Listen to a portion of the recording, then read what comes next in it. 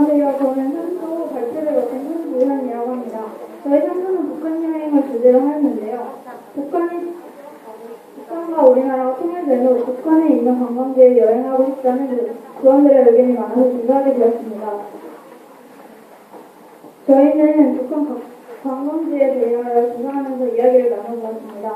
북한의 관광지에 대하여 알고 보니 북한에 참 좋은 관광지가 많고 통일이 되는 북한에 훼손하지 않은 자연 관광지들을 북한과 남한의 힘을 합쳐 자연이 훼손되지 않는 범위에서 개발하고 발전시킨다면 세계적 관광지를 발전시킬 수 있겠다는 생각이 들었습니다. 또한 북한성 관광지처럼 통일 이전에 북한의 관광지에 대한 점차 개방을 통일에 한 걸음 다가갈 수 있는 계기가 되지 않을까 싶습니다. 북한에 아주 많은 관광지가 있지만 저희는 동명안문, 강릉, 옥류관, 독동몰, 순국교에 대해 자세히 조사해봤습니다. 먼저 동명안문은 고려시대에 지어진 것으로 동명안, 고승홍의 묘로 427년에 고구려가 평양으로 천도합에 함께 옮겨진 것입니다. 2004년 동명안문과 그 주변의 14개의 고구려 무덤은 유네스코 지정 세계문화유산으로 등록되었습니다. 우리 시조의 묘가 유네스코 지정 문화유산으로 지정된 것이 자랑스럽고 존경스러워 놓게 되었습니다. 두 번째, 장군릉을 소개하겠습니다. 장군릉은 평양 지할시 대성구역에서 22km 떨어진 강동군에 위치한 대리석으로 지어진 돌무지 무덤으로 조선민주주의 인민공화국에서는 이를 고조선 지도자였던 장군의陵이라고 주장합니다. 면적은 1.8제곱킬로미터이며 제각각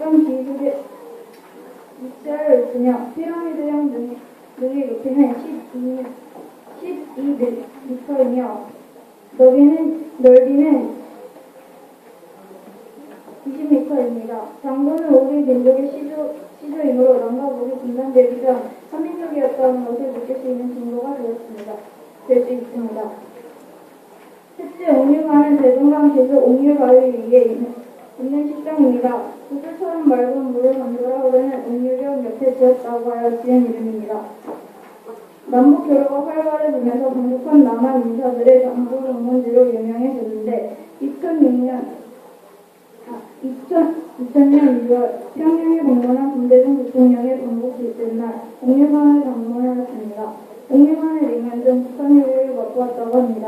그리고 분단 후 남북 교류가 가장 활발했던 시기에 번성한 곳이라고 하여 그 활발했던 남북 교류의 길을 받아 앞으로 통일에 도움이 됐으면 하는 바람으로 조사해보았습니다.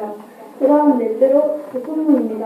북한문은 평양 성서문이고 북한 국보 이호로서 광문문이라고 합니다.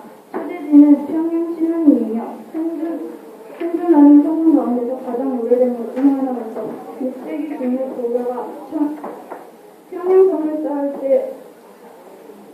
처음으로 세워졌으며 아침해를 다시 본다는 뜻에서 오양관이라는 이름으로도 불린다고 합니다. 생존하는 가장 오래된 성문 중의 하나로서 우리 민족의 오랜 역사와 전통을 느낄 수 있는 곳일 것 같아서 꼭 가보고 싶습니다. 마지막으로 조사한 것은 천주교입니다. 천주교는 국보급 문화재 30m였다가 문화유물 제159호로 변경되었습니다.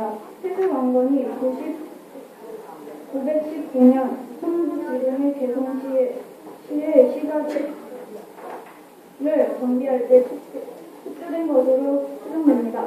1392년에 정몽주가 후에 태종이 된 이방원 율파에게 피살된 장소이기도 합니다. 원래는 선지교였지만 정몽주가 피살되던 날밤 다리 옆에 대나무가 쏟았다고 해서 선지교라고 부릅니다. 저희가 이곳을 조사하게 된 이유는 선수들의 문화유산을 사진으로만 보다 직접 체험해본 것이 없기 때문에 가보고 싶은 곳을 조사했습니다. 북한 관광지에 대하여 조사를 있지만 특히 자세히 조사한 5개의 관광지는 꼭 통일이 되면 가봐야 되겠다고 생각한 시간이었습니다. 앞서 말씀드린 것과 같이 안전과 치안이 보장되는 상황에서 북한을 관광하는 곳을 같이 통일하는 데 남북의 교류가 가능하게 하여 통일에 도움이 될 수 있다고 생각하였습니다. 하루빨리 통일이 되어 북한의 관광지를 자유롭게 여행하는 날이 왔으면 좋겠습니다. 이상 3주의 발표를 마치겠습니다. 북한의 관광지에 대해서 자세하게 조사를 했는데 아마 여러분들도 다 조사해서 알 수 있는 내용들이 많이 있을 겁니다. 그 다음에 12조 발표를 먼저 들어보고 이름자 씨가 잠깐 답변 하겠습니다.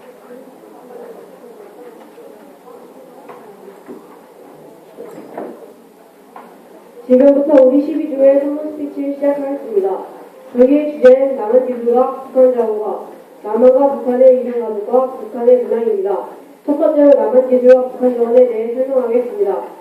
북한 자원 매장량은 마그넷 사이트 세계 2위와 분석 세계 6위로 세계적으로 많은 양의 자원이 매장되어 있으며 북한에 매장되어 있는 아연, 철, 동, 몰리브덴, 흑연 등 약 20여 개의 광물은 개발 경제성이 있는 것으로 추정되어 유세 지국에서도 많은 관심을 표하며 지분을 꾀하고 있다고 합니다.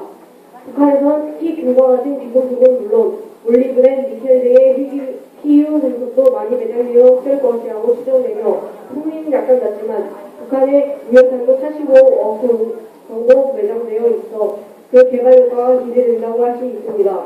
미래에 우리가 통일을 해서 자원을 개발한다면 미국과 중국과 같은 선진국이 될 수 있습니다.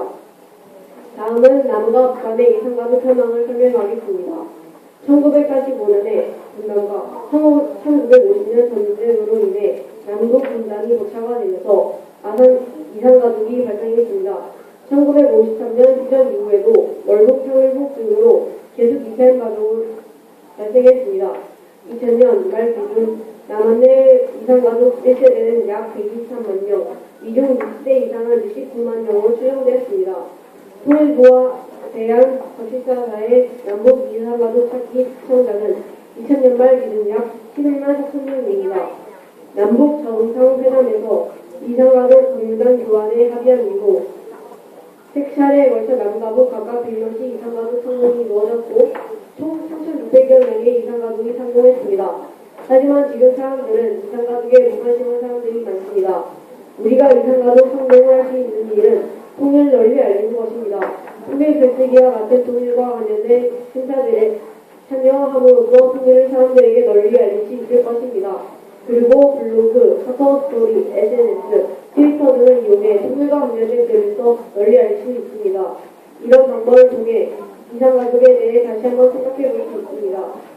마지막으로 북한의 문화와 의식주에 대해 설명하도록 하겠습니다. 먼저 북한의 주요 식량은 쌀과 옥수수입니다. 하지만 이것도 식량 공급이 한정되어 비배급을 받지 못하고 숙련전을 겪고 있습니다. 그리고 의생활에 관해 설명을 하면 북한의 옷은 다양성과 유행성보다는 일하기 쉽고 편리하고 실용성에 중점을 두고 있습니다. 그래서 1960년까지는 한민화의 생활 양식을 강조하여 남자는 인민복, 맨민복, 무동복을 입었고 여자는 흰 저고리고 에 검은 치마를 입었습니다. 마지막으로 북한의 주생활을 설명하면 북한은 대부분 주택에서 생활합니다. 하지만 주택은 개인이 소유할 수 없고 국가가 정해주는 점이 특징입니다. 이처럼 북한의 의식주는 우리와 다릅니다. 다르지만 우리는 하나였기 때문에 나와 다르지 않은 시점보다는 서로의 문화를 이해하고 존중한다면 통일은 금방 될 수 있을 것입니다. 이상으로 12주의 발표를 마치겠습니다.